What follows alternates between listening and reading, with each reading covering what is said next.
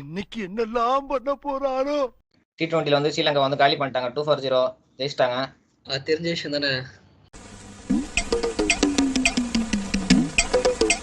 பொட்டலம் டீம்லாம் அடிச்சிடறானுங்க. பொட்டலம் கட்டிடுறானுங்க. பரவாயில்ல, ஃபர்ஸ்ட் மேட்ச் பார்த்தா அவனும் இந்தியாவை பொட்டலம் கட்டிருப்பானுங்க. இன்னும் கொஞ்சம் விட்டு இருந்தா. ஆமா ஆமா. டாஸ் வின் பண்ணி அவங்க வந்துட்டு பவுலிங் எடுத்தாங்க ஃபர்ஸ்ட். எதுக்குடா பவுலிங் எடுத்தோம்னு சொல்லிட்டு அவங்க ஃபீல் பண்ணிட்டு போல லாஸ்ட்ல. அந்த மாதிரி ஆயிடுச்சு மேட்ச். எப்பயும் தெரிஞ்ச மாதிரி தான். ஜெய்ஸ்வால் வந்துட்டு சரோடைய மாரி டப் டப் டப் அப்படின்னு அடிச்சுட்டு நம்பந்து போயிட்டார் அப்படியே புஷ்னு. கில்லு பரவாயில்ல, அப்போ சூப்பராக அடிந்தாரு. இவ்வளோ நம்ம கில்ல வந்து கழுவி ஊற்றிட்டு இருந்தாங்க, எல்லாரும் கழுவி ஊற்றிருந்தாங்க. ஸ்ட்ரைக் ரேட் இல்லைன்ட்டு. அந்த மேட்ச்ல பார்த்து ஸ்ட்ரைக் ரேட் எவ்வளோ தெரியுமா? 199 second highest strike rate first T20ல. 33 ரன் 18 பால்ல சூப்பராக அடிந்தார், நல்லா தான் அடிந்தாரு.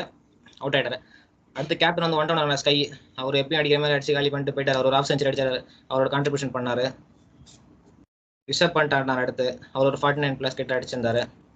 ஓவரால் அப்படியே ஒரு நல்ல ஒரு குட் ஸ்கோர், ஃபார் ஸ்கோர் தாண்டி ஆச்சு. 213 அடிச்சிருந்தாங்க 20 ஓவர்ஸ்ல. இங்கே வந்துட்டு பார்த்துன்னு வைங்க, இவங்க பவுலிங்கா எதுக்கு தான் இருக்குன்னு தெரியல. ஸ்ரீலங்கா டீம்ல பவுலிங் ஒண்ணுமே இல்லை, நம்புத்து போன வெடி மாதிரி தான் போல. சும்மா அசரங்காலாம் என்ன பண்றானே தெரியலையே. அசரங்கா எதுக்கு இருக்காருன்னு தெரியல ப்ரோ. ஒரு ஆர்சிபில இருந்த வரைக்கும் நல்லா போட்டுட்டு இருந்தான்னு நினைக்கிறேன். நான் செவனே தானா போய்க்கிருந்தேன், யாரு வம்பு தும்புக்காச்சும் போனா அப்படியே போட்டாரு. ஒன்றும் வேலைக்கு ஆகல. பால் எல்லாம் பவுண்டரிகளை தான் போச்சு. மத்தீஷா பத்திரனா மட்டும்தான் சூப்பரா போட்டார், 4 விக்கெட் எடுத்தாரு. மற்றபடி அசலங்கா, அவிஷ்கா ஃபெர்னாண்டோ அவங்களாம் டீம்ல எதுக்கு இருக்காங்கன்னு தெரியல. பத்திரனா மட்டும் தான் இழுத்து பிடிச்சி போட்டாரு, 4 விக்கெட் எடுத்திருந்தாரு. சூப்பர், 4 for 40 எடுத்திருந்தாரு. 4மே யாருக்கு தான் நினைக்கிறேன். ஆமா, ரிஷப் பண்ட், ஹர்திக் பாண்டியா, ஸ்கை எல்லாருமே யாக்கர். அவரோட செலிப்ரேஷன் பண்ணிட்டு போயிட்டாரு. 4 for 40 சம்திங். டீம்ல இருக்கானே தெரியல. அவர் ஒன்றும் பண்ணல, பட் ஆனா தப்பிச்சிட்டாரு. அன்னைக்கு ஏதோ பவுலிங்ல உருட்டி கிரட்டி போட்டு ஏதோ 3 விக்கெட் எடுத்துட்டாரு. ரேனன் பராக் சூப்பரா போட்டாரு. 213 ஒரு நல்ல ஒரு கஷ்டமான ஸ்கோர் தான். அங்க ஒன்றும் இல்லை பேட்டிங் அங்க நிசங்காவை தவிர. டீமும் ஃபுல்லா நிசங்காவை மட்டும் நம்பி இருந்தா என்ன பண்றது? மத்தவங்க என்ன பண்ணுவாங்க? ஆமா, எல்பிஎல்ல கூட செஞ்சுரி அடிச்சிருந்தா நினைக்கிறேன் நிறைய. சூப்பரா ஆடினார் ப்ரோ. லண்டன் பிரீமியர் லீக் சரி, ஸ்ரீலங்காவுக்கு இந்த வருஷத்துல லீடிங் யங் ஸ்கோரரா இருந்திருக்காரு பத்தம் நிசங்கா. ஆள் பார்க்க நல்லா ஷார்ட்டா தான் இருப்பாரு, ஆனா அவர் அடிக்கிற ஒவ்வொரு அடியும் நல்லா சொல்ல தேவையில்ல, பயங்கரமா இருக்கும். குஷல் மெண்டிஸ் நல்லா சூப்பரா ஆடினாரு. பார்ட்னர்ஷிப் ஐ திங்க் 100+ போட்டாங்க நினைக்கிறேன். பார்ட்னர்ஷிப் 100+ அடிச்சிருந்தாங்க. இன்னும் இந்தியாவுக்கு வந்து பக்கம் அடிச்சானுங்க ஸ்டார்டிங்ல நம்ம ஆளுங்களை போட்டு நல்லா தான் அடிச்சானுங்க. இந்தியாவுக்கு வந்து பக்கம் இருக்கும், எங்கடா மேட்ச் விட்டுருவோம், மேட்சை கோட்ட விட்டுருவோமோ அப்படின்ட்டு.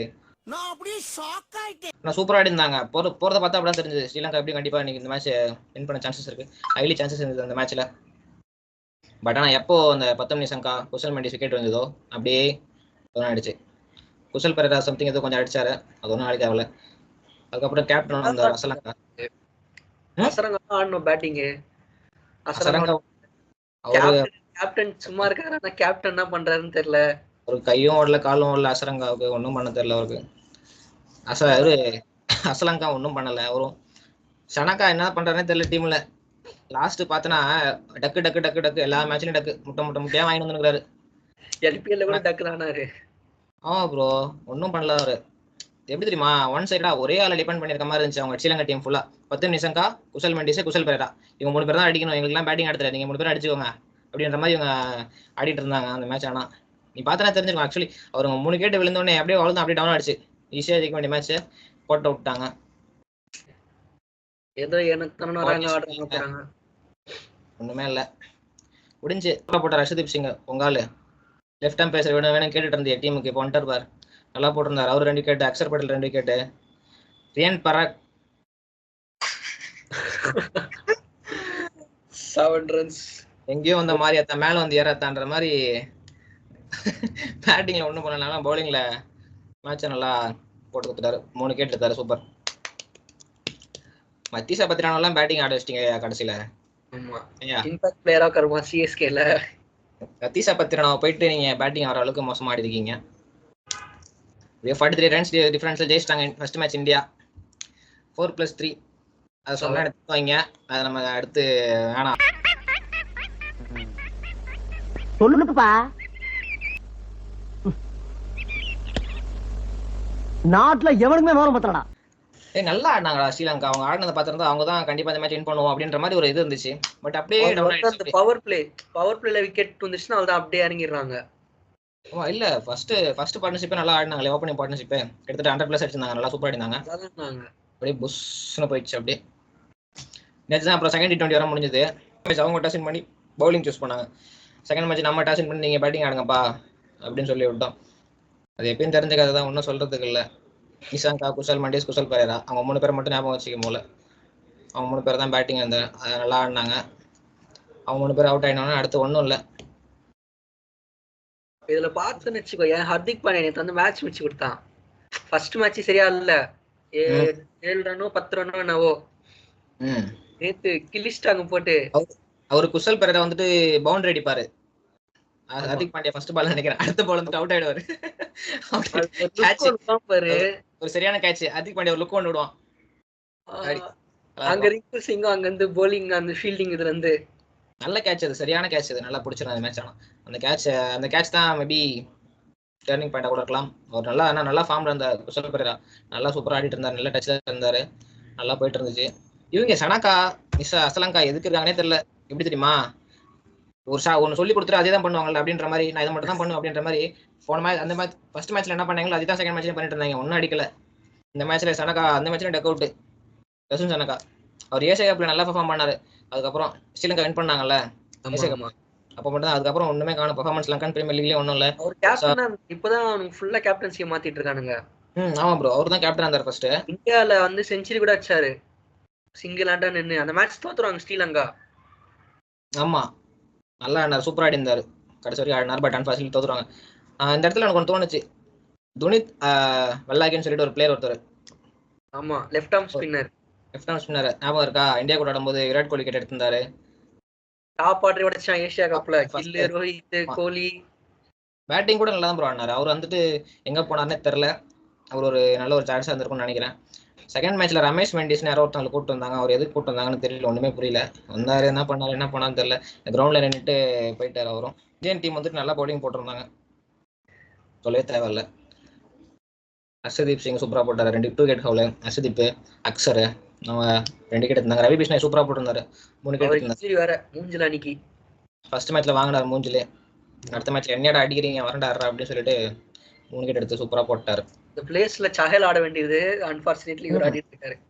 ஆமா, ஏயா ஃபர்ஸ்ட் மேட்ச்ல வந்துட்டு வைஸ் கேப்டனே காணாம போயிட்டாரு. அவருக்கு வேற இன்ஜுரினாங்க, என்னாச்சுன்னு தெரியல. Second match sorry bro, second மேட்ச்ல வைஸ் கேப்டனே காணாம போயிட்டாரு. அவருக்கு இன்ஜுரி. கில்லெல்லாம் வந்து பெரிய ஆளு, அவர்லாம் உட்கார மாட்டாங்கன்ட்டு பார்த்தா பட்னு உட்கார வச்சுட்டாங்க. அவர் என்ன, ஆமா நீ சொல்றதும் கரெக்ட் தான். அவரு கண்டிப்பா அவர் எல்லாம் மேட்சே நடக்காது. எப்படி நடந்துச்சு எனக்கு ஒன்றும் புரியவே இல்லை. நான் 10வது வரைக்கும் ஃபர்ஸ்ட் மேட்ச் 18 பால்ல காணவா இல்ல நிஜமா அப்படின்ற மாதிரி நானும் யோசனை. என்னென்ன சொல்றோம் பாருங்க, கம்பி கட்டுற கதையெல்லாம் எடுத்து போடுறாங்க. பார்த்தா இன்ஜுரி அப்படின்னு சொல்லிட்டு உட்கார வச்சிட்டாங்க. சஞ்சு சாம்சன் ஆட வச்சானுங்க சும்மா சம்பந்தமே இல்லாம. நம்ம போன வீடியோல பேசியிருந்தோம்ல, ஓப்பனிங் பேக்கப் ஓபனர் எவனா எடுக்கல சொல்லிட்டு நம்ம சொன்னது பழிச்சிச்சு அப்படியே.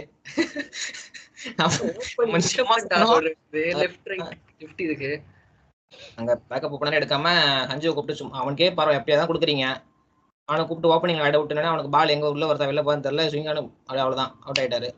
இதை சாக்கா வச்சு ஒரு சீரிஸ் உட்கார வச்சிருவாங்கல்ல. அவ்வளவுதான் வேற வழி இல்ல.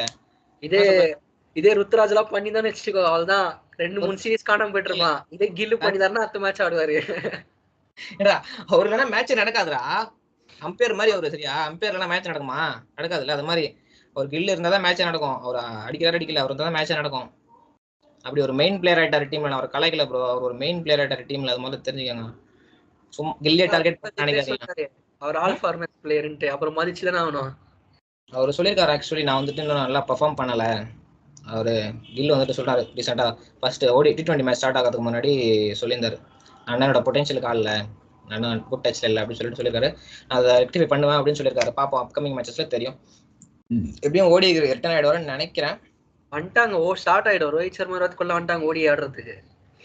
ஓடி மேட்ச் வந்து ஆகஸ்ட் 2ஆம் தேதி. அது அப்புறம் பார்ப்போம் என்ன நடக்குதுன்னு சொல்லிட்டு. சூப்பரா போட்டாங்க. அப்புறம் நான் எப்பயும் தெரிஞ்ச மாதிரி தான் ஜெய்சோல் ஓப்பனிங் நல்லா அடிச்சாரு, அடிச்சுட்டு போயிட்டாரு. ஜெய்சோல் வந்து இடத்துக்கு ஏற்ற மாதிரி அடாப்ட் பண்ணி ஆடுறான்பா கரெக்டா. இங்கிலாந்து டெஸ்ட் சீரிஸ் பாத்தீங்கன்னா எங்க அடிச்சு ஆடணும், எங்க தொட்டு ஆடணும், T20 எப்படி ஆடணும், இன்னும் ஓடிஐல டெபியூட் வைக்கல. ஸோ ஓடிஐ வச்சா அவரும் வந்து ஆல் ஃபார்மேட்ஸ் பிளேயரு. நீங்க கில்ல ஆல் ஃபார்மேட்ஸ் பிளேயர்னு சொன்னதுக்கு பத்தி நீங்க ஜெய்சோல் ஆல் ஃபார்மேட்ஸ் பிளேயர்னு சொன்னீங்கன்னா கொஞ்சம் நல்லா இருந்திருக்கும்.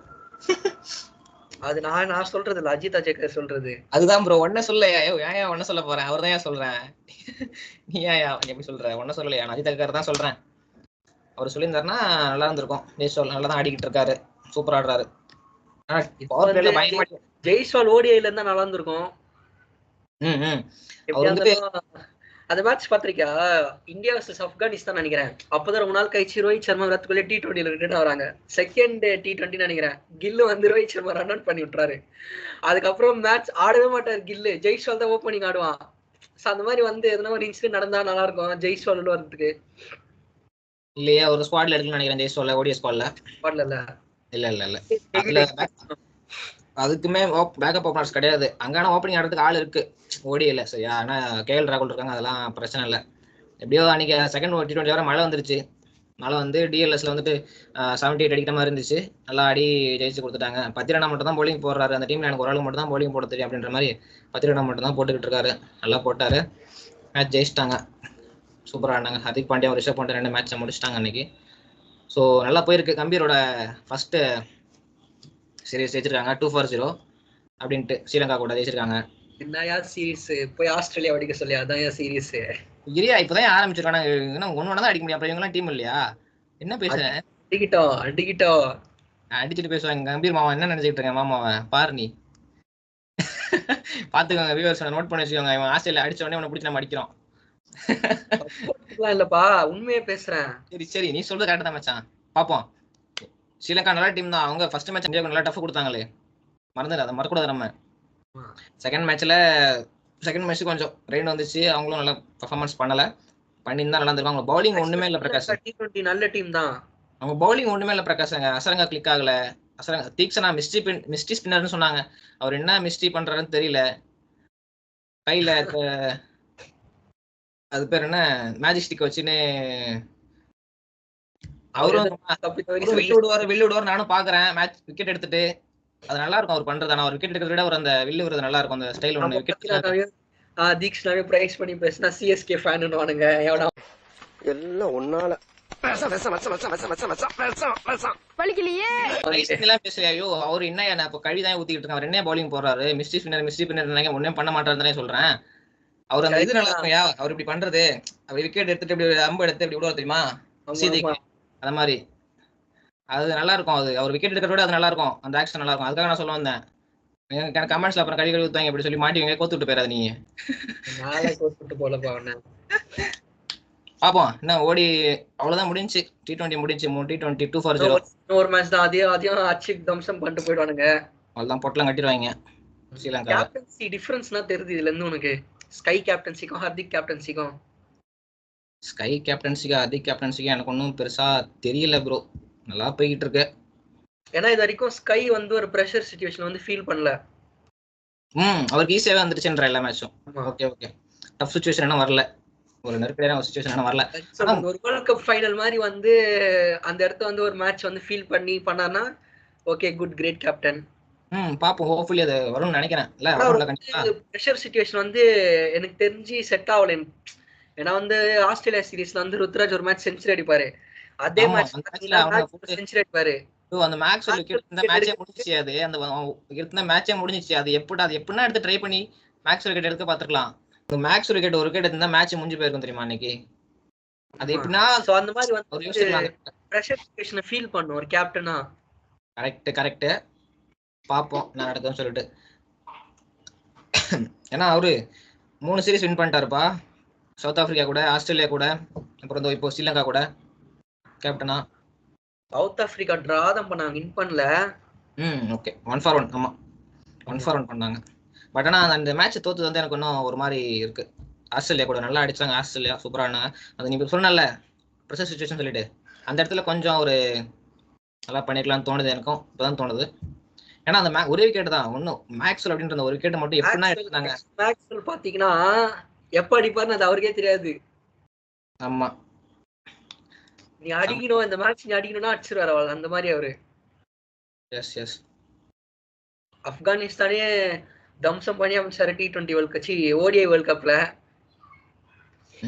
சூப்பரா ஆடி இருந்தாரு அந்த மேட்ச். அதுவும் இன்ஜுரியா இருந்துட்டு நல்லா ஆடி இருந்தாரு அந்த மேட்ச் மட்டும். ஆப்கான் வந்து ஆஸ்திரேலியாவை அடிச்சிருந்தாங்கன்னா நல்லா சூப்பரா இருந்திருக்கும். ஒரு ரெக்கார்டா இருந்திருக்கும் ஆப்கானுக்கு. நல்லா பண்ணாங்க. ஸோ அப்புறம் என்ன, ஆகஸ்ட் 2ஆம் தேதி வந்துட்டு ஓடி ஹிட்மேனும் கிங்கும் வராங்க மறுபடியும். அந்த ஓடியில் ஆட போறாங்க. அவரு இல்லைன்னா மேட்சே நடக்காது. ஏன் நீ வர? சரி இப்போ ஜெயிச்சிட்டோம். சரி 2 ஜெயிச்சிட்டாங்க இந்தியா 2-0. அடுத்த மேட்ச் வந்துட்டு நாளைக்கு யார் ஜெயிப்பாங்க நீ நினைக்கிற? இந்தியா ஸ்ரீலங்கா? இதுக்கப்புறம் ஸ்ரீலங்கா ஜெயிச்சான்னா தோத்தான்னா இல்லையா, சும்மா ஒரு ப்ரெடிக்ஷன் கேட்கறையா? இல்ல எப்படியும் இந்தியா தான் ஜெயிக்கும். இந்தியா ஜெயிக்கும்ன்ற. சரி ஓகே, நான் வந்துட்டு ஸ்ரீலங்கா, நீ இந்தியான்னு சொல்லிட்டேன். நான் ஸ்ரீலங்கா சும்மா ஆப்போசிட்ல சொல்லிக்கிறேன். நாளைக்கு பாருங்க வியூவர்ஸ், நாளைக்கு ஸ்ரீலங்கா தான் ஜெயிக்குது. அடுத்து வந்துட்டு ஓடி வந்துட்டு 2 ஓடி தான் இருக்குன்னு நினைக்கிறேன். இல்ல ஆமா சரி 1-1 முடியும் ஓடி. My prediction 1-1. 1-1 கஷ்டம் தான். சரி ஓகே 2-0ன்ற நாக் அவுட் பண்றவங்கன்ற இந்தியா அவங்கள. ஆமா பாக்குறேன்டா உன்னை. 4ஆம் தேதி வந்து பாக்குறேன்டா. 1-1 இல்ல 2-0 பாத்துருவோம். நாளைக்கு நானா நீயான்னு பாத்துருவோம். பார்க்கலாம். பார்த்தல ஃபர்ஸ்ட் மேட்ச் வந்து 1/43, செகண்ட் மேட்ச் வந்து 1/7 விக்கெட்ஸ். நீ இப்படியே பேசிட்டு சொல்லி தெரிய நம்மள செருப்பால அடிக்க போறாங்க எல்லா. சரி okay bye video. Bye bye, follow and support. Bye mummy. Bye bye by.